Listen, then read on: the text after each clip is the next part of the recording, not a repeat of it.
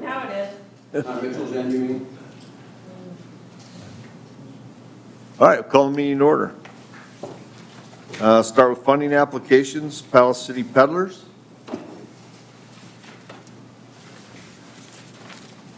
All right, well, thank you, everybody, for your time.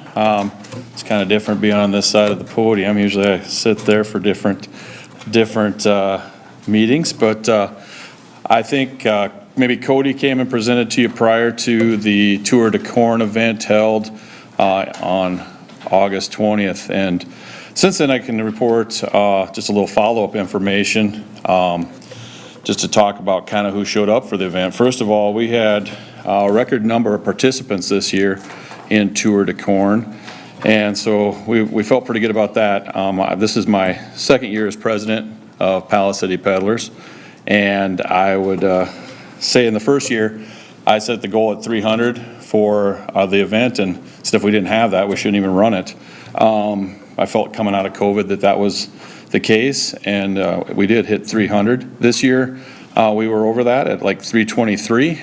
And probably more importantly for you to hear kind of is where those folks came from, because part of the thing is we're bringing people in not just from Mitchell, we're bringing them from kind of all over the region, and this time they came from a little farther. So we had riders from Florida, Iowa, Illinois, Minnesota, North Dakota, a big group from Nebraska, Wyoming, Wisconsin, and of course South Dakota. So our largest group that came up came from Lincoln.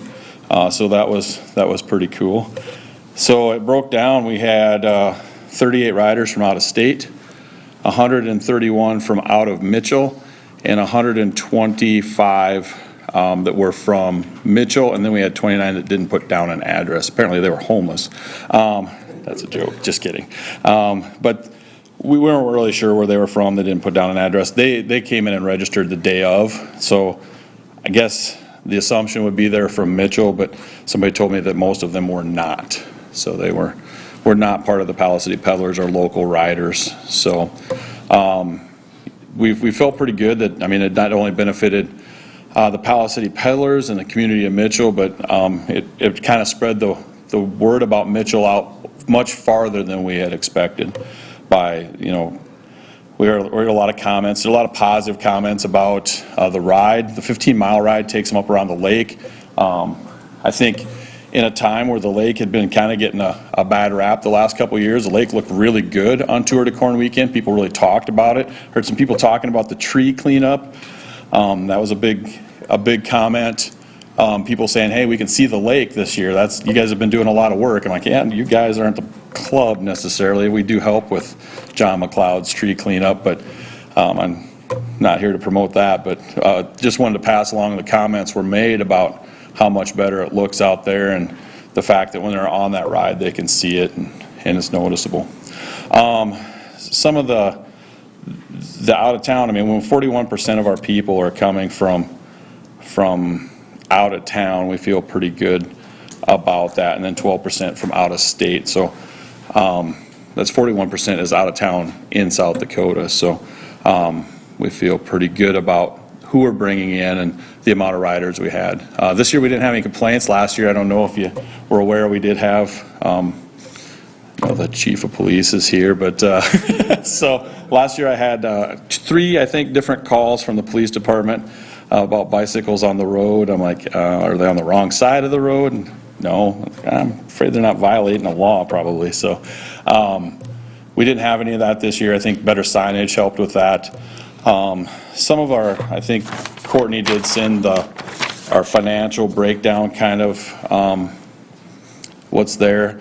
I know that we requested $3,000. It does help. I mean, we do utilize our funds that we raise through the Tour de Corn to do different projects in the city of Mitchell. We've worked with the middle school with bike repairs on the fleet of bikes they have for their classes. We've done things in conjunction with the city for the bike rack. We also have now bought pumps for the repair stations in town. We're working with the grade schools to buy bikes for students who just can't afford bikes or their bikes have been stolen. We've worked with different organizations in town, probably LifeQuest being one of the main ones, where we repair bikes for people that's their mode of transportation, and the club pays for those things. So the things that we're raising money for as a club then go back in to benefit bicycling and the community of Mitchell. So, you know, the request that we made for earlier, I wasn't here for part of that meeting, but kind of come back with some of the financials. Everything that we did for Tour de Corn this year, actually all of our costs went up. Just like everybody else, if you're doing any type of business right now, you understand that everything has gone up. We actually raised our entry fee, which was pretty awesome. People still attended. I was kind of concerned that maybe that would knock down some of our attendance because the cost for a family is higher, but they did still attend. So, do you have questions for me? You know, some of this information is a little different than what was brought prior because we hadn't had the event yet, but anybody have any questions for me? Your community project on the P&L is 4,100. Is that, can you kind of expand on that a little bit? Some of the things that we've done, I mean, as far as community projects, in this calendar year, I think the bike rack actually out here still was on, we had it in this year. So just next to us on the corn pallet side here, directly behind the scoreboard, there's a bike rack out there. We paid for the bike rack, and we're paying for a pump. And I know that sounds minor, like a pump wouldn't be such a big deal. 2 bike pumps that can sit out year round, that's $1,700. So we're talking about commercial grade, ordered from a Parks and Rec website, that hopefully will last more than one winter here. We actually have delayed the installation of those till next spring, just because if we install them now, we're talking about they're going to sit outside most of the winter.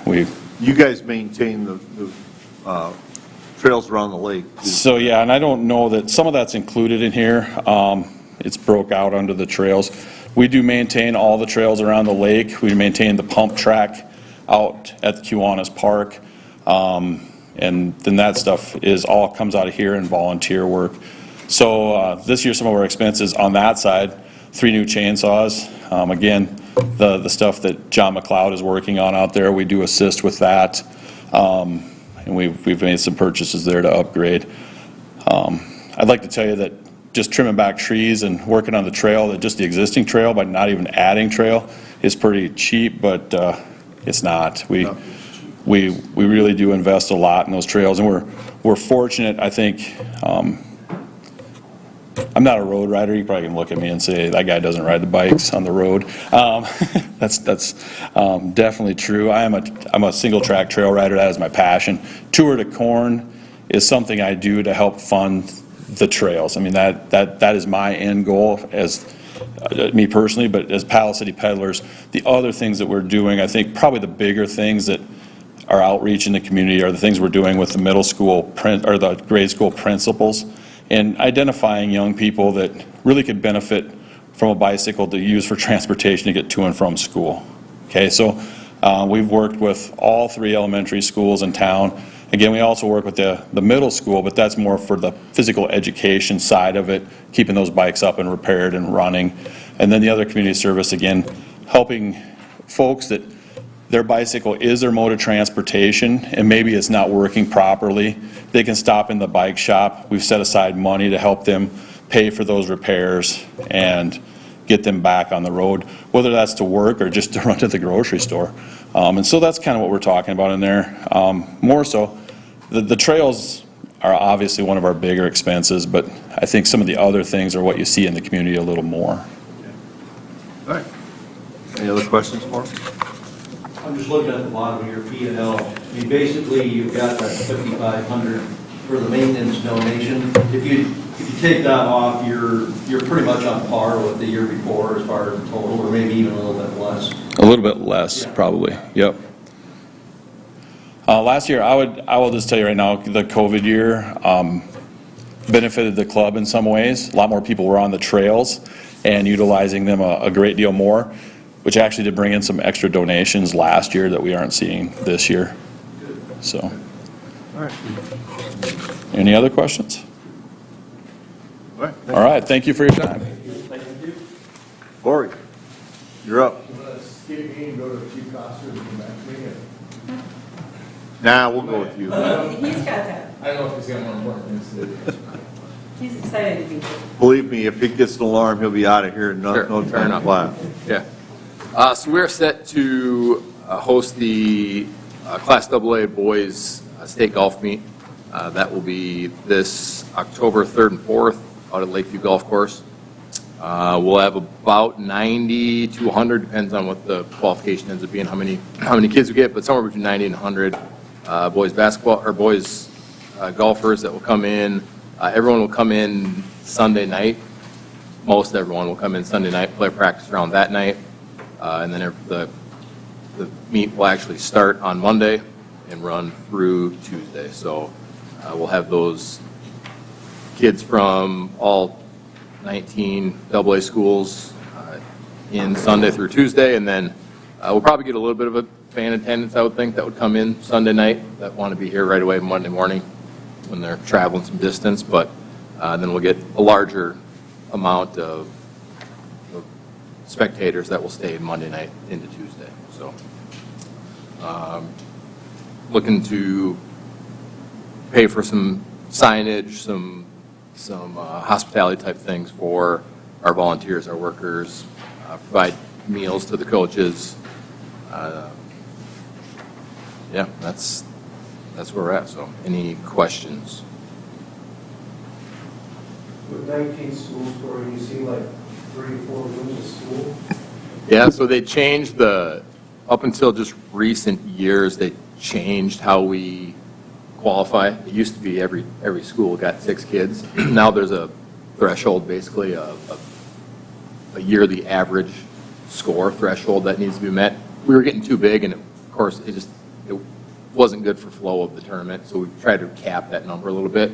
Not at a number, but at a certain level. So yeah, you're probably talking 3 to 4 rooms. You know, you're talking 6 kids, 2 rooms there, 1 or 2 for coaches.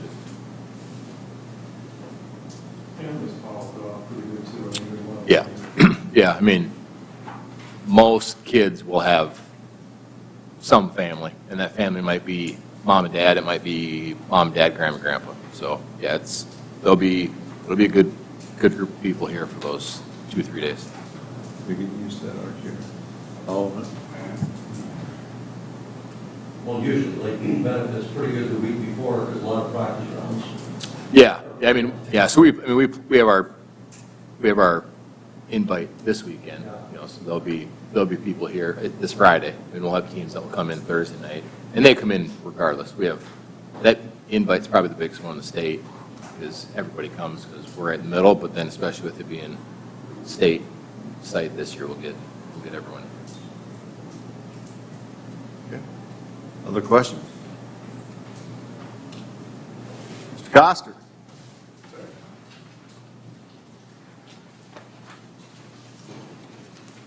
Well, good afternoon, Mike Coster with the Police Department. First time I've been in front of this group, so good experience. What we're here today to present to you is just a training that we have had the opportunity to bring to Mitchell. It's the first time this training has been to Mitchell. It's an active shooter incident management class, also applicable to any mass casualty event. In the past, what you've seen is more divided training, more segmented training between law enforcement and fire EMS, emergency management, and the communications component is rarely combined. We had identified this group out of Florida is where the company is originated from. It's retired firefighters, retired law enforcement that actually started this company. They do an integrated training with law enforcement, fire EMS, communications, and emergency management in a way that is a teaching, moment for 3 days, I guess, if you will. Through the course of the 3 days, this training is going to do 11 different scenarios where we're going to include, an event happening and simulating the response from all of those different segments of public safety. And how we came to this is it's about a $65,000 class if you would have to pay for it. There is the opportunity to get the class through Department of Homeland Security funding, which the company itself takes care of. They work hand in hand with Emergency Management and Department of Homeland Security. And we applied for it. There's well over 100 communities around the United States that wanted this training, that have applied for this training. And they prioritized it by agencies, communities, what that community has to offer, what that community has for a risk profile, whether they've been to this area before. So we completed this process with them about 5-6 weeks ago now, and a lot of what they asked for is, what is Mitchell? What is your community? What do you have? Who do you have? You know, the Corn Palace, the tourism numbers, the college, the technical college, you know, our industry that we have. And they took all of these applications and they decide what is the greater need. And we rose to the top ahead of probably at least 100 plus communities. And we received an email saying, we're interested in coming to Mitchell to teach this. Are you still interested in proceeding with it? And of course we jumped on it and said absolutely yes. All we're asking for is mostly hospitality things. The training itself is 100% provided. The instructors are coming up here from Florida. They're bringing all their equipment. Unfortunately, we weren't able to do it at the Corn Palace. That was our first pick. They had 1 week available yet in 2022 to host a class. Otherwise, they were completely booked up through the remainder of the year. So we are using the Davidson County 4-H grounds. They needed a minimum of 5,000 square feet to set everything up. We have a YouTube video here. It's actually a news story from Atlanta. When they did a training down in Atlanta. This will explain the training far better than I can. It's just an actual, it's about a 3-minute news story. The courthouse, we're getting multiple 911 calls, possible active shooter. We traditionally train in silos. The police department does their thing, fire department does their thing, EMS medical does their thing. This kind of training, this integrated training, allows us all to come together and get on the same page before a tragic event happens, not after one happens. I've been in for a lot of years in a lot of active shooter training. I've never seen anything like this. Police, fire, EMS, and dispatch operators all working together, all trained for the unimaginable. It's putting them on scenes and putting them in scenarios. You know, if you do active shooter training, you may go in a building and learn to clear a building and go get the bad guy and that kind of thing. That's one aspect of this. This training covers everything. It's covering from having to get an ambulance on scene to 911 to, you know, what is incident command doing. It's got every aspect of a mass casualty or active shooter scenario covered, and that's what's really good about this. I've never seen anything like that, any other training I've been involved in. This type of virtual training is now going on in major cities across the U.S. The training you're seeing here took place in Atlanta. First responders got hands-on experience without ever having to take equipment out of service. We start at the ground level. Let's just get, you know, the first officer on the scene, first couple officers, and we build all the way up to get the fire and the EMS there and get patients out. But also build the command piece of it. So because the mayor, the city manager, the city council, the county judge will be involved in some level or another. So we practice that communication. I got a full staff. You want me to send any of my personnel to these hospitals so that they can yeah, that would be great if we could have a couple there coordinate with medical out of the hospital we're going to, let's get some people there. Let's hit this on social media, Facebook, Twitter, everything we got also. Quick read, and then see the mayor and then we're going to come down here at some point. They're having to think through it, and it's stressful, and a little chaotic, which it seems like that's going to be. So without actually putting them out there with live guns or fire trucks or, you know, tourniquets and that kind of thing, it's putting them in a scenario-based environment that's going to get them as close to the real deal as you possibly can. You know, when you hear simulator, I think a lot of people think about Call of Duty and some of the games that my kids play or played, and they come with that perspective, but then all of a sudden they realize it's a trained tool. One, be advised, we're getting reports of 2 different shooters. A training tool for first responders, which allows them to think in a situation that is as real as you can get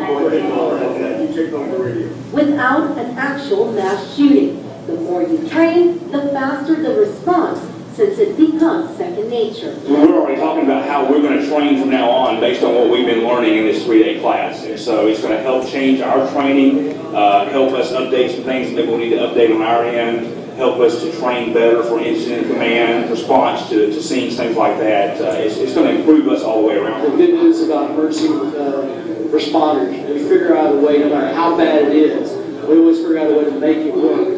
But then we don't want to make it work. We want to make it work perfect. And we have to train it together ahead of time so we don't have that chaos. So we've seen some events across the nation where they weren't as prepared as they could have been at the time, and unfortunately lives were lost because of that. We don't want that to happen. So what we're trying to accomplish, we're bringing this in, this is the opening week of pheasant season. So we're going to have a lot of stuff going on. The only week we had available was probably our highest volume of visitors, during that period of time. On the handout that was included, you can see, who are we bringing? We're talking about 60 participants from across the state of South Dakota, and if we wind up with some from out of state, we'd more than welcome those. That 60 participants is made up of 30 law enforcement, 20 firefighter EMS, 5 dispatchers, 2 PIOs, public information officers. You'll see Sam Clemens on news for Sioux Falls, that type of a individual. Emergency management, and if anybody wants to donate us a helicopter pilot to train with, we'll take them. But that just speaks a little bit to where this is actually tailored to your larger metro areas. So for small rural South Dakota to have an opportunity to get this, I think is a great thing. We talk about training for mass, casualty incident command active shooter things, and we pray it never happens, but we have to train for it in case it does.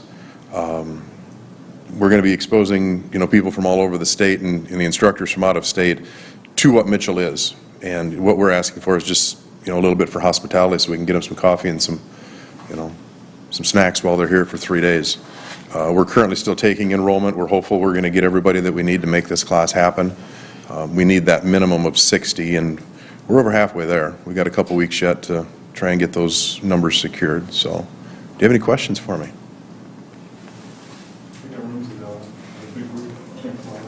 Okay. Yeah, we'd called around.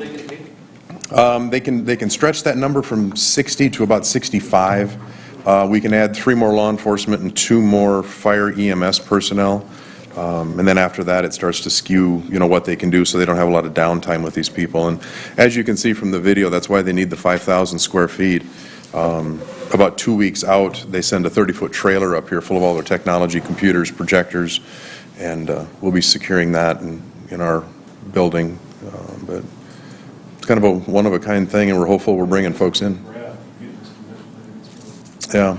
And we're hopeful, Mitchell, especially we're coming out of COVID, that's always been a hope of mine, is we can make Mitchell a training site. We've got Mitchell Tech that's got, some space available there, and we've got the Palace that we can do some big exercises. Mitchell's never really been that hot spot for law enforcement training, and I don't see why not. Why can't we? And I'm hoping to use this as somewhat of a springboard to get Mitchell recognized to say, they're bringing some really good training to South Dakota. It's Monday, Tuesday, Wednesday. It's Monday, Tuesday, Wednesday. Yeah, we had to float some dates. For their flights, actually.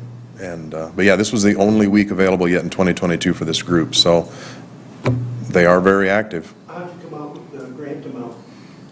How did you come up with that? That is what they charge for it if they do a retail class. They also do a retail side that if you don't qualify for that, it's roughly about $65,000 for the instructors, the tech, and getting everything up here.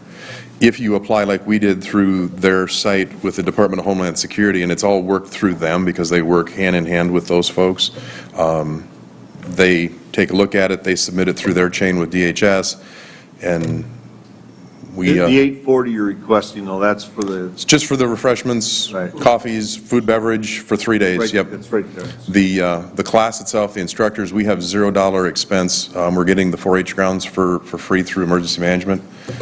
Jeff Bathke's been very good to help us with that, and they're using that as an emergency management drill. So we're bringing all of this to town. Hopefully, if we can get the numbers for, our only hard expenses would be whatever we could do for hospitality things for them.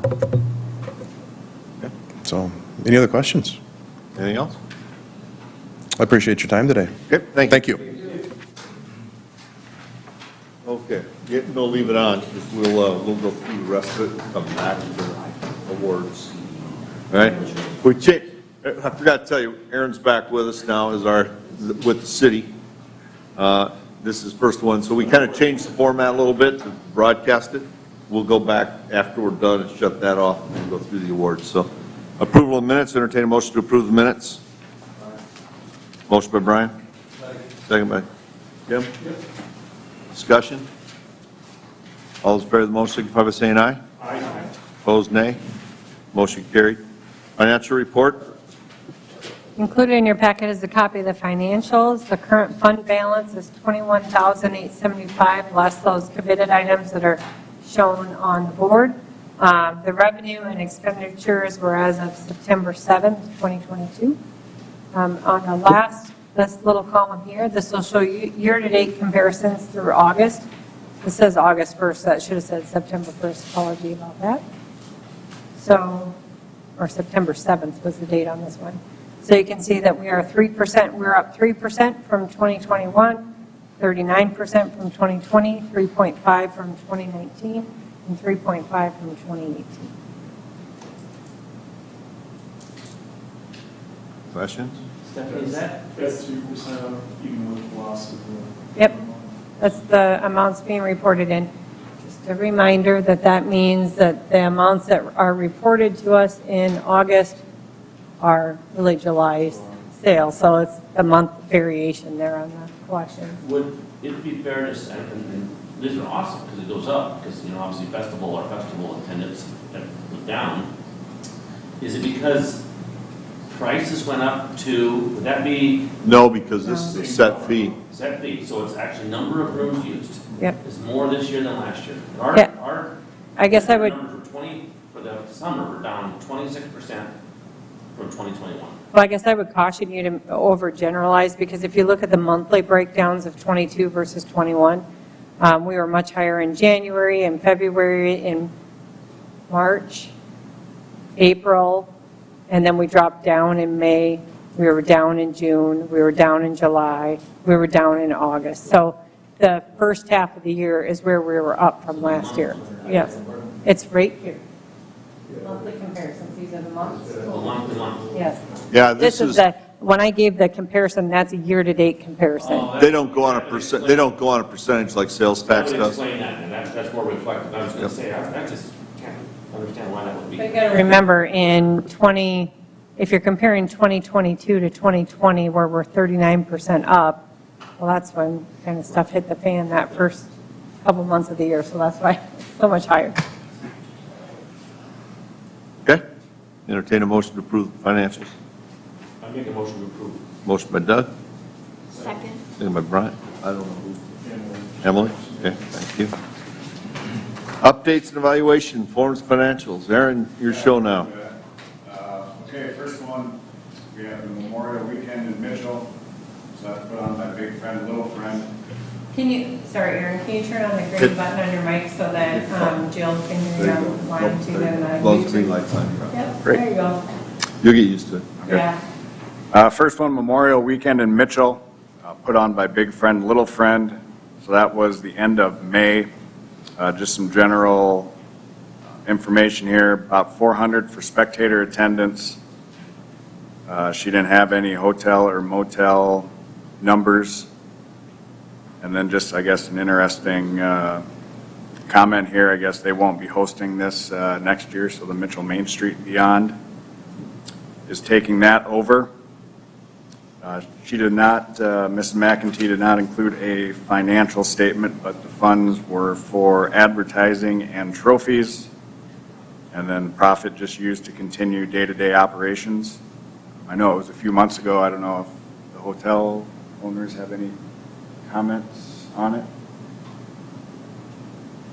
They notice any people staying over for it? That's never a big one that I notice for hotel stays. It's a busy weekend, but it's not one I've ever noticed much for. Yeah. The next one was the middle of July, the South Dakota State Trap Shoot. Total spectator attendance in the hundreds. The number of total participants, 147. Many shooters for hotels and room nights sold. Says many shooters stayed all 5 days. It must be a rotation as far as where the event host site is. They host this event once every 3 years. The award funds were used for the awards on Wednesday, and Jerry also included a flyer. So July 13th was the warm-up day, was sponsored by the Sports and Events Authority. So that grant amount that we, the 2,000 was used for the award prizes on that Wednesday. And then if there was any profit, it was used to continue to upgrade just the buildings, trap machines, et cetera. That was good for me. I had both front side door shooters in their own 40s. The next was the first annual event, the Beers and Gears Mountain Bike Race. That was July 16th. Total spectator attendance, so this must be participation, about 31. So that was spectator attendance. The participants, 42 registered riders. The hotels and motels, Hampton Inn, majority of the bike riders, Cody said, spent their time at the campgrounds, at least 8 camping spots filled at Lake Mitchell. As far as next year's event, he's hoping to move it to mid-June to avoid rodeo weekend. They did include a profit loss for that event. Net income $545.62. The grant request, Sports Authority funds primarily paid for the timing system along with the chip timers for the races. And then the profit is going to be donated to the Abbott House this year to fund outdoor youth activities. Profit right around $500. Any comments about hotels or any notice?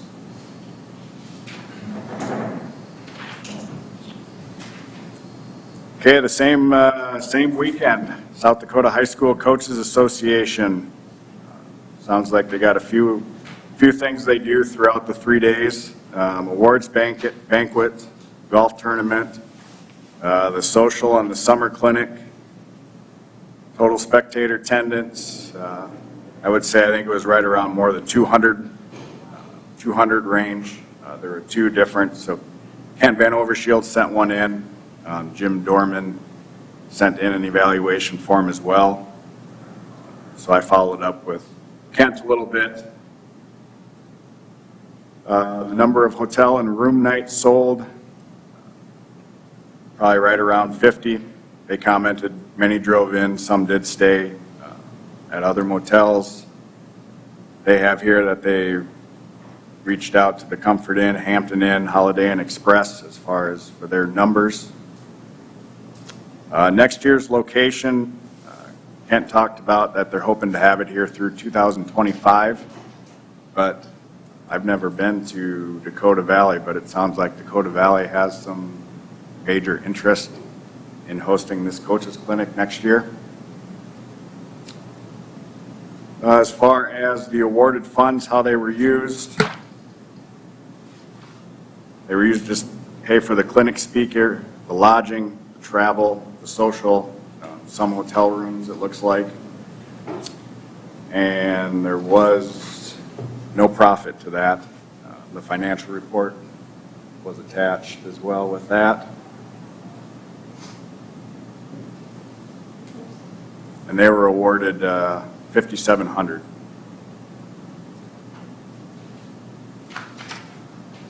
Dave, did you have many rooms for that? They filled their block at the Comfort. That was 20. There was, we had a block, but they didn't use it. Didn't use any of it? Part of it, I think, was Jim Dorman, the executive director, had some medical issues in the past couple of years. So they were late getting a lot of the information out, which is probably why the block didn't. I think the only rooms I had, I think, was a handful. There were like 5, and they called late. It was past the deadline to book. Yep. I still had rooms, so they did get in. Yeah, so the timing wasn't, they didn't get the information out like they needed to the time to get some things going. Can we do like a Hall of Fame inductee type thing? Do that on Sunday night. Because we had a couple families come from that your grandfather or whatever was getting inducted. But they filled their block. Well, that's good. I was just curious. And I want to say it was a Saturday, Sunday, Monday. It's Sunday, Monday, Tuesday. Sunday, Monday, Tuesday. Starts Sunday, goes through.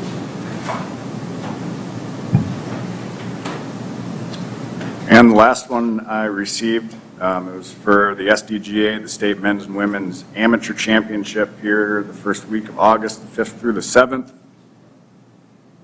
Total spectator attendance, Eric has 30 down there. I participated in the event. Lakeview was packed from sun up to sundown. Tim was out there starting. There was a half dozen people following every group that went out, so that got people going. I know I live out there, a lot of people. Total number of participants, I have 144. I think there was 110 males, 30 some females. Number of hotel rooms, Brian, Dave. Okay. As far as next year's event, the South Dakota Golf Association is just a rotation where they have it. Then he has his handwritten kind of event budget there, profit loss of what he used the $1,000 for as far as volunteer meals, complimentary rolls, juice, apples, bananas, all 3 days for the players. So he has roughly about $500 short there for that. Just a little side comment too to Kevin, the course, Jason did a great job. The course has been in probably the best shape I think Lakeview's I ever got a lot been of in. people that contacted me and said the course was excellent for that tournament. So, what?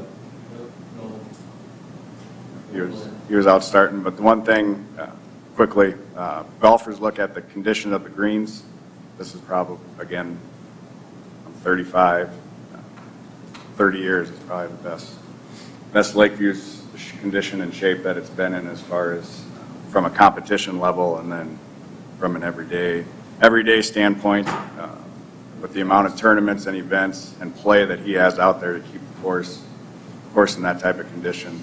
Here around Jason and his staff did awesome, and then Eric and his staff keeping things moving and a good flow to it is always important with the golf event. And they had to put in some extra work because it rained the one morning. Inch and a half. They had to delay for a half hour and they were out there. Well, now we know where to get a helicopter. Right? Yeah, Okay, anything else? All right, other items, surveys, you gonna go over this? I'm not going to go through everyone individually. No, I would prefer you don't. So I think the positive we can take away from it, there's 10 of them here, and I got 2 more for next meeting. So they are reaching out, they are giving the input.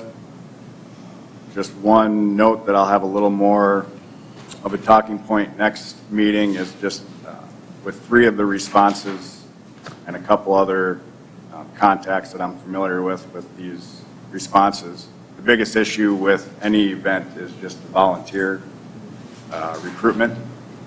And I think the key word is I've been using knowledgeable volunteer recruitment, so they're able to get volunteers that they need to successfully help and continue the event to run smoothly. I don't know if there's any other takeaways, if you guys were able to read the responses at all. I didn't look that closely, but what are you seeing as far as the question of are they aware of what we do, that there's funding available? Are they? They are aware, and these are all, these 10 plus the other 2 I got, they've applied for the grant and have received it in years past. Anything else on that? Okay, you gonna want to go over the subscriber email thing? Yeah, just real quick. We're getting more technologically savvy here. So there's, to try to keep it simple. So there's subscription lists you can subscribe to. You can get weekly emails every time an agenda is posted, every time something is added to our, whether it's the city, the Corn Palace, the Sports and Events Authority calendar, you would get an email stating this event has been added.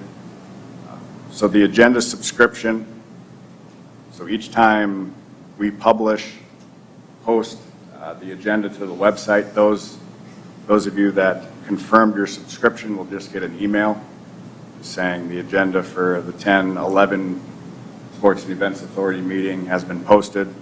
You can click on it, it takes you right to the agenda center, and you can go to the agenda. I will continue sending out the agenda email-wise as well, the agenda in the full packet. And then with the Sports and Events Authority calendar, that's pretty much the same. It's a separate entity away from the City of Mitchell calendar, but it will display, so we've got 4 events coming up here. We got 2 this week, the Raise 'em Rank and then the Outcasts. So if you just scroll down a little further, there's Stephanie. So on the Sports and Events Authority web page there, as we approve and get the different events, I will post those. Again, if you confirmed your subscription to this, you'll get an email each time an event is added to the Sports and Events Authority calendar. I will continue to post the events to the Outlook calendar as well for those of you that have the link or confirm that. Well, and if we have them in here, you won't need to anymore, because you could just, if you want to get the calendar subscribed on your phone or your desktop, you just go click on this right here, and you'll automatically get them, so you won't have to do the other one anymore. And just a reminder, if you haven't already had a chance to go visit that site, it's cityofmitchell.org/SEA. So if you're talking to someone who wants more information, Aaron's contact information is on there.